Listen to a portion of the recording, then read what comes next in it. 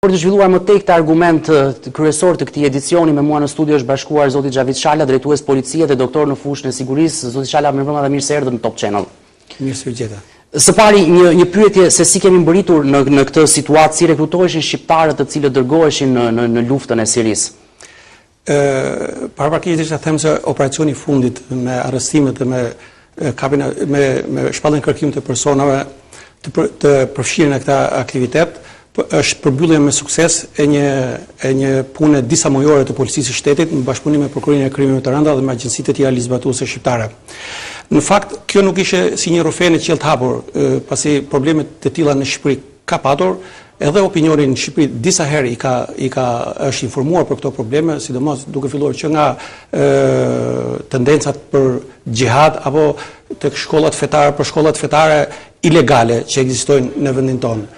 Të tëra këto janë rrjedhoj e aktiviteteve në vazhdimsi të organizatave jo qeveritare që erdhën në Shqipëri pas viteve 90, kryesisht nga vendet e Gjiri Persik, të cilat punuan intensivisht për edukimin e një brezi shqiptarësh, sidomos një brezi të ri, me një ideologji që ishte larg të qenit të besimtarëve musliman shqiptar. Pse ndodhi pikërisht tani?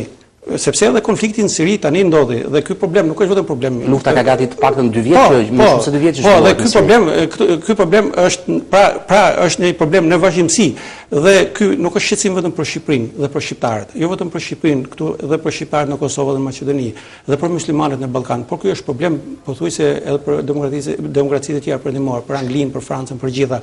Pra, në një farë mënyrë i kanë rënë kampanave të alarmit të gjithë.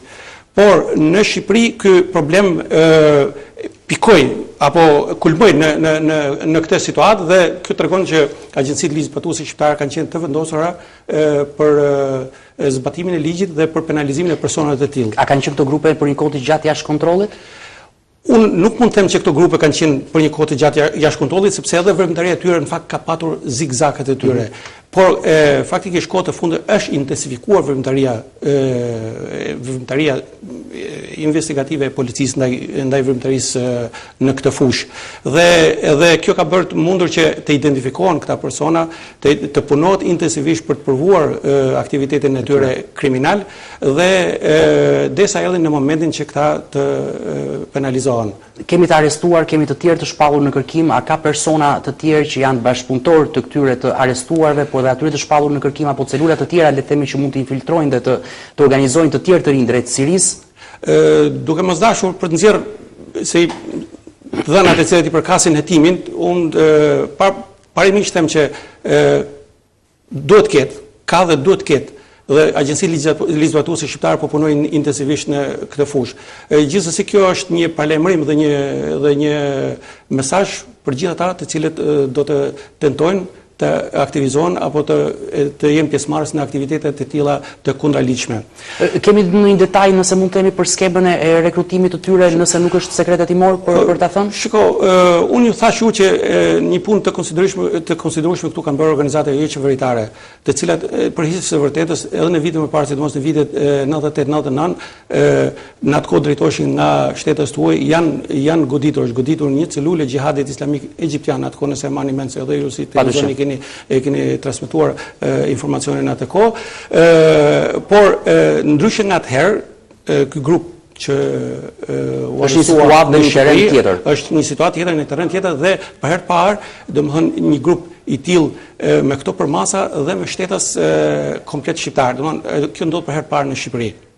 Kemi një situatë që janë përdorur, le të themi, edhe xhami ilegale të quajtura. Ka të tilla veç këtyre dy të paktën ku janë identifikuar dhe janë arrestuar 2 imam, edhe të tjera jashtë kontrollit në territorin e Shqipërisë? Komiteti agjencitë ligjzbatuese kanë patur informacion, por dhe komiteti musliman vet ka shprehur shqetësime për objekte kultit të cilat kanë qenë jashtë kontrollit të saj. Por pra ka patur të tilla, ka patur në Librazh, ka patur në Tiranë, edhe ka. Unë këtu nxjerr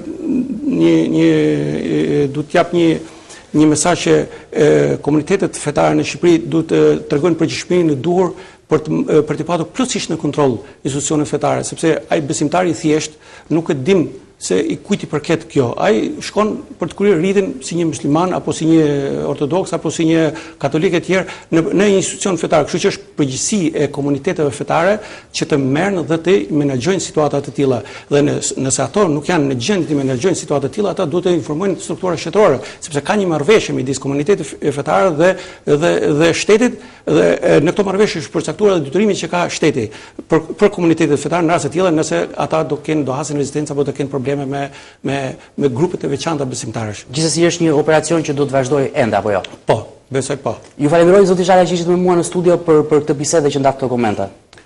Faleminderit.